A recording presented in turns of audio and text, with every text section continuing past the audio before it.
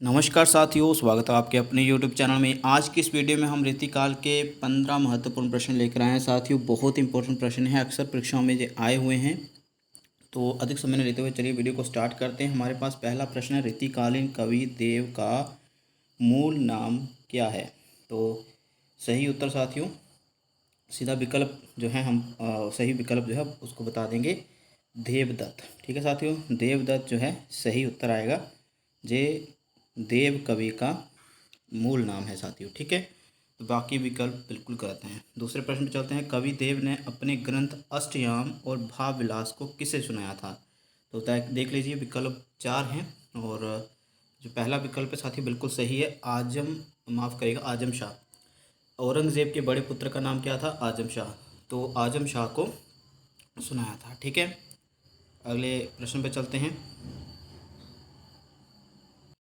जी हाँ साथियों, हमारे पास अगला प्रश्न है तीसरा। सोमनाथ के किस ग्रंथ में भाषा, पिंगल, काव्य लक्षण, काव्य प्रयोजन, वेद, शब्द शक्ति, ध्वनि, भाव, रस, रीति, गुण और दोष आदि विषय मिलते हैं? इतने सारे गुण जो हैं एक ही ग्रंथ में है। सोमनाथ जो कवि हैं रीतिबद्ध कवि माने जाते हैं, तो इनके एक ग्रंथ में ये जानकारी मिलती है। तो 4 ग्रंथों के नाम उनके नीचे दिए गए हैं। ये ग्रंथ जो है साथियों लिख लीजिए, याद कर लीजिए, सोमनाथ के ग्रंथ है। ठीक है, तो जो सही विकल्प आएगा साथियों देख लेते हैं, वो आएगा रस पीयूष निधि। ठीक है, ये सारे ग्रंथ ये जो विषय हैं इसी ग्रंथ में मिलते हैं। ठीक है, रस पीयूष निधि याद रखिएगा। अगले प्रश्न पे चलते हैं। सैयद गुलाम नबी किस कवि का मूल नाम है? सैयद गुलाम नबी किस कवि का मूल नाम है? तो साथियों सही विकल्प आएगा रसलेन। ठीक है साथियों, पांचवा प्रश्न। अलंकार का एक प्रसिद्ध ग्रंथ कवि कुलकंठावरण किसका है? तो ये आपने पढ़ा होगा साथियों, यदि आप तैयारी कर रहे हैं हिंदी साहित्य मास्टर कैडर की या यूजी नेट हिंदी की, तो साथियों ये दुल्ह का है। ठीक है, कवि कुलकंठावरण दुल्हो का है और अलंकार पर आधारित है। छठा प्रश्न है, किस कवियों, यहाँ पर किन कवियों आना था साथियों, किन कवियों ने नखशिख नामक ग्रंथ नहीं लिखा है? साथियों आपको तो पता ही है कि इस नाम से बहुत सारे हिंदी के रीतिकालीन कवियों ने ग्रंथ लिखे हैं नखशिख नाम से। तो यहाँ पर आपको बता दूँ, जिसने नहीं लिखा है वो है दुल्ह। ठीक है, बाकी सभी ने लिखा है। सूरती मिश्र ने भी लिखा है, देव ने भी लिखा है, चंदन कवि ने भी लिखा है। अगले प्रश्न पे चलते हैं। जी साथियों, 7वें प्रश्न पर पहुँच चुके हैं। ये भी काफ़ी इंपॉर्टेंट प्रश्न है। नवरस तरंग, नाना राव प्रकाश और श्रृंगार भूषण आदि नाम की किसकी रचनाएं हैं? ठीक है, ये तो पता ही है।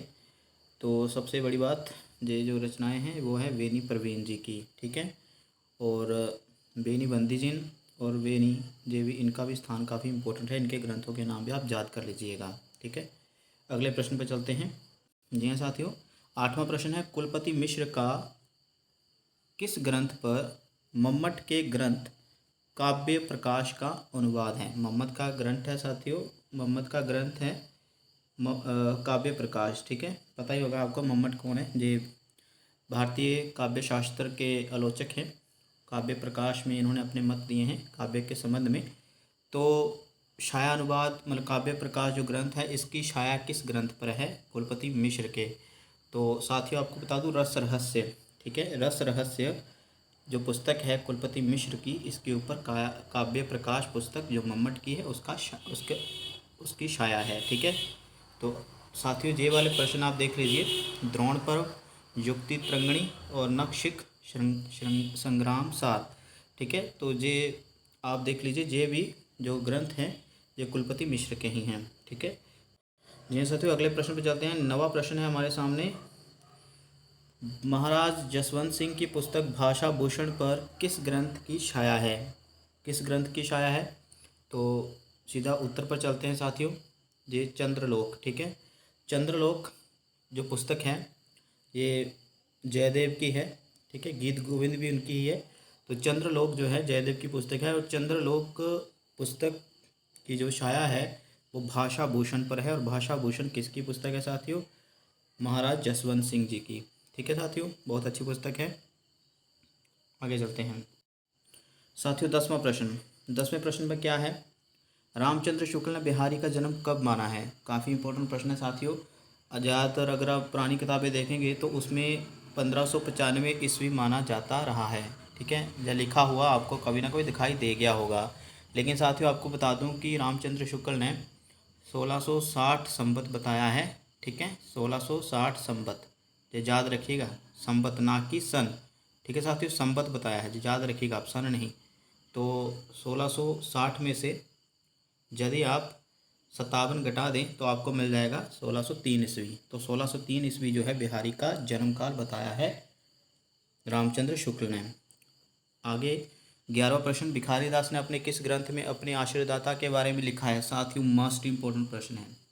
भिखारी दास हो जाए, चिंतामणि, मतिराज, माफ़ करिएगा, मतिराम, भूषण, सोमनाथ, प्रताप शाही, रसिक गोविंद, ग्वाल, साथियों बहुत जो इम्पोर्टेंट रीतिबद्ध कवि हैं साथियों। तो आपको बता दूंगी इनके बारे में पढ़ना है, इनकी पुस्तकों के बारे में भी हम आपके लिए बहुत ज़्यादा वीडियो लेकर आएंगे, क्या क्या उन पुस्तकों में विशेष है। तो उससे पहले हम प्रश्न हल कर लेते हैं, बाद में बात करते हैं। भिखारी दास ने अपने किस ग्रंथ में अपने आश्रयदाता के बारे में लिखा है? तो साथियों जो सही उत्तर आएगा वो आएगा काव्य निर्णय। ठीक है, बाकी 3 ग्रंथ भी इन्हीं के ही हैं, रस राज, शानदार पिंगल, और चौथा है श्रृंगार निर्णय। तो काव्य निर्णय में उन्होंने अपने आश्रयदाता के बारे में लिखा है। तो अभी होमवर्क साथियों आपके लिए ये है कि भिखारी दास जो रीतिबद्ध कवि हैं, ठीक है, वो उनके जो है आश्रयदाता का नाम क्या है, अब किस आश्रयदाता के अधीन वो लिखा करते थे? तो साथियों जल्दी जाइए कमेंट सेक्शन में लिख दीजिए। साथियों 12वां प्रश्न हमारे समक्ष है। 12वां प्रश्न इस प्रकार से, निम्नलिखित में से कौन सा ग्रंथ भिखारी दास का नहीं है? साथियों बहुत इंपॉर्टेंट प्रश्न है, कौन सा प्रश्न भिखारी दास का नहीं है? तो पीछे आपको जो ग्रंथ 4 दिखाए थे अभी पिछले प्रश्न में, वो तो भिखारी दास के ही हैं चारों। ठीक है, तो हालांकि इसमें एक ग्रंथ जो है भिखारी दास का नहीं है। तो साथियों पहला ग्रंथ जो है काव्य सरोज, ये भिखारी दास का नहीं है। तो बाकी 3 नाम प्रकाश कोश, शतरंज शतिका और विष्णु पुराण, ये तीनों ग्रंथ भी भिखारी दास के ही हैं। पहला नहीं है काव्य सरोज। तो साथियों जो काव्य सरोज किसका है? वो है श्रीपति का। ठीक है, याद रखिएगा आप, ये श्रीपति जी का है, याद रखिएगा। अगले प्रश्न पर चलते हैं। अगला प्रश्न है 13वां प्रश्न, कौन सी पुस्तक प्रताप शाही की नहीं है? साथियों बहुत इंपॉर्टेंट, ये भी लेखक माने जाते हैं। तो कौन सी पुस्तक प्रताप शाही की नहीं है? आपको बता देता हूँ, रामायण सूचनिका। ठीक है, रामायण सूचनिका पुस्तक जो है प्रताप शाही की नहीं है। ठीक है साथियों, तो ये किसकी है, ये आगे प्रश्न आएगा उसमें हम हल करवा देंगे।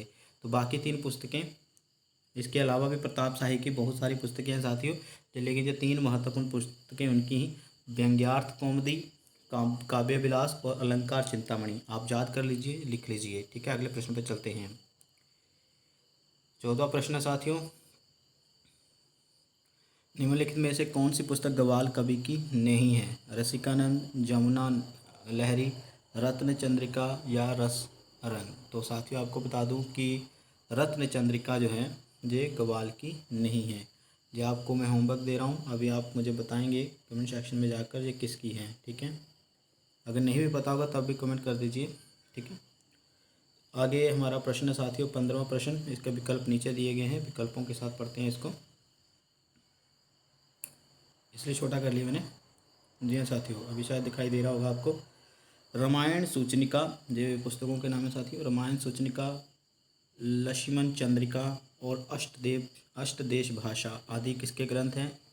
तो ऑप्शन है नीचे दिए गए, जो सही ऑप्शन है रसिक गोविंद। रसिक गोविंद जो हैं उनकी रचनाएं हैं साथियों, जी याद कर लीजिए, लिख लीजिए। ठीक है, और भिखारी दास की रचनाओं को भी आपने याद करना है। सोमनाथ की तो मैंने अभी बता दी पीछे प्रश्नों में, और पद्माकर की काफ़ी सारी रचनाएं हैं साथियों। ठीक है, तो इसको भी आप याद कर लीजिए, इनकी रचनाओं को भी। तो साथियों इस वीडियो में तो इतना ही, मिलते हैं अगली वीडियो में, और बहुत सारे प्रश्न लेकर आएंगे। हिंदी व्याकरण के भी वीडियो हम बना रहे हैं साथियों, और रीतिकाल से संबंधित जानकारी भी आपके साथ साझा करेंगे।